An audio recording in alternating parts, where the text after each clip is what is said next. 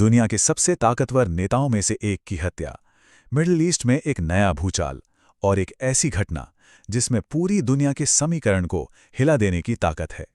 तो चलिए हमारे स्रोत सामग्री के आधार पर समझते हैं कि आखिर ये सब हुआ कैसे और अब आगे क्या होने वाला है। देखिए, स्रोत का ये जो बयान है, ये आज के हालात पर बिल्कुल सटीक बैठता है। इसे सिर्फ एक क्षेत्रीय संकट समझना एक बहुत बड़ी भूल होगी। ये तो एक ऐसी चिंगारी है जो पूरी दुनिया में आग लगा सकती है। आइए देखते हैं क्यों। तो इस कहानी की शुरुआत होती है एक बेहद चौंकाने वाली खबर से। वो खबर थी ईरान के सुप्रीम लीडर आयतुल्लाह खामेनेई की मौत की। बताया गया कि अमेरिका और इजराइल के एक टारगेटेड हमले में उनकी जान चली गई। हमले के ठीक बाद की जो शुरुआती कुछ घंटे थे, वो पूरी तरह से कह सकते हैं कि उथल-पुथल वाले थे। पहले तो सिर्फ अफवाहें चल रही थीं, कोई पुख्ता जानकारी नहीं थी।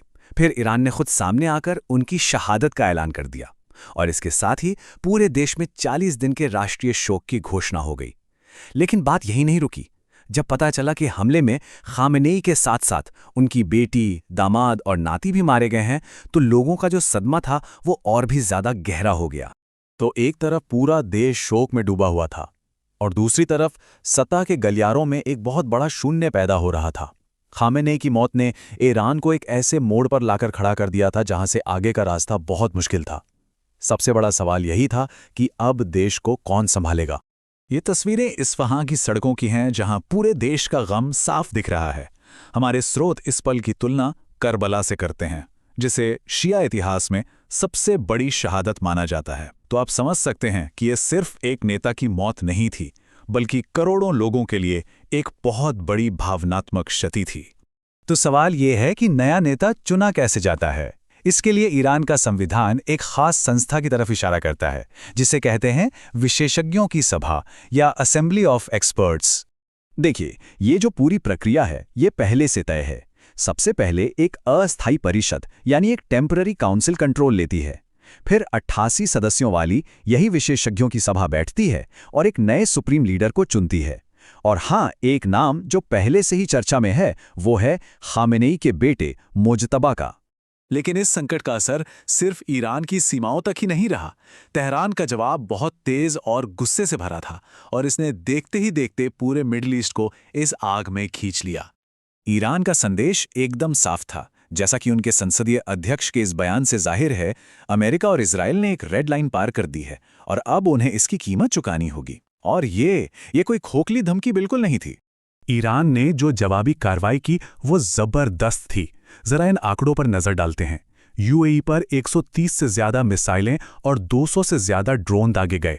कतर पर करीब 70 मिसाइलें और सिर्फ इतना ही नहीं, 27 अमरीकी ठिकानों और इजराइल के मिलिट्री हेडक्वार्टर को भी निशाना बनाया गया। मतलब ये एक बहुत बड़े पैमाने पर की गई जवाबी कार्रवाई थी। इन हमलों का असर भी फौरन दिखने लगा। दुबई में जलते हुए होटल, दुनिया की सबसे ऊंची इमारतों को खाली कराया जा रहा था। एयरपोर्ट्स बंद पड़े थे। और तो और होर्मुज जल डमरू मध्य में हमलों से दुनिया की तेल सप्लाई तक खतरे में पड़ गई, जिससे कच्चे तेल की कीमतें आसमान छूने लगीं। पर एक बड़ा सवाल यह है कि इस हमले के पीछे असल में कौन था। स्रोत एक बहुत ही विस्फोटक दावे की तरफ इशारा करते हैं।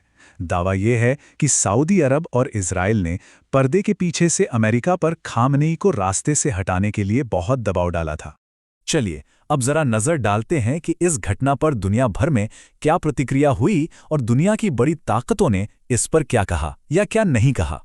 अमेरिका की प्रतिक्रिया बहुत कुछ कहती है। याद कीजिए, जब ओबामा ने बिन लादेन की मौत की खबर दी थी तो उन्होंने राष्ट्र के नाम एक गंभीर संबोधन दिया था। वहीं ट्रंप की तरफ से सिर्फ एक लिखित बयान आया और सूत्रों की माने तो जब ये खबर उन तक पहुंची, वो मारे लागो में एक पार्टी में डांस कर रहे थे। दोनों के अंदाज में जमीन आसमान का फर्क था। अमेरिका के आधिकारिक बयान के दो हिस्से थे।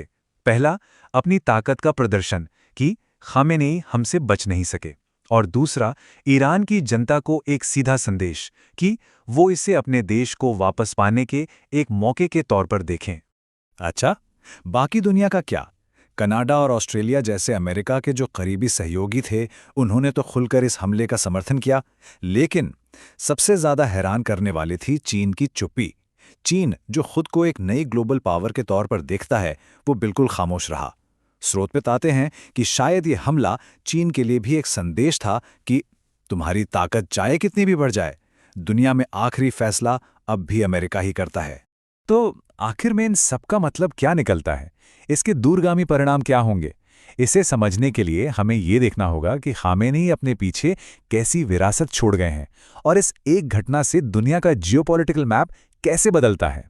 खामेनेई की असली ताकत सिर्फ वो खुद नहीं थे, बल्कि वो सिस्टम था जिसे उन्होंने 30 से भी ज्यादा सालों में बनाया था। 1979 की क्रांति से लेकर इराक के साथ हुए लंबे युद्ध और फिर एक बेहद मजबूत सुरक्षा तंत्र बनाने तक, ये सब उन्हीं की देन थी। आखिर में ये मामला सिर्फ ईरान का नहीं है। हमारे स्रोत ये तर्क देते हैं कि इस एक घटना ने उस मल्टीपोलर वर्ल्ड के विचार को तोड़ दिया है जहां कई देश ताकतवर होते हैं। संदेश साफ है कि वैश्विक मंच पर अंतिम फैसला लेने की ताकत आज भी अमेरिका के पास ही है। तो सबसे अहम बात यह है कि भले ही नेता चला गया हो, लेकिन उनके द्वारा बनाया गया वो मजबूत और अड़ियल सिस्टम वो आज भी एक बड़ी ताकत बना हुआ है। पहली नज़र में ये अमेरिका और इजराइल के लिए एक बड़ी जीत लग सकती है, लेकिन हमारे स्रोत एक बहुत ही परेशान करने वाला सवाल छोड़ जाते हैं। वो सवाल ये है कि अगर खामेनेई का उत्तराधिकारी उनसे भी ज्यादा कट्टर और आक्रामक निकला, तो आखिर में असली जीत किसकी होगी? क्या इस घटना से पैदा हुई अस्थिरता कहीं सबके लिए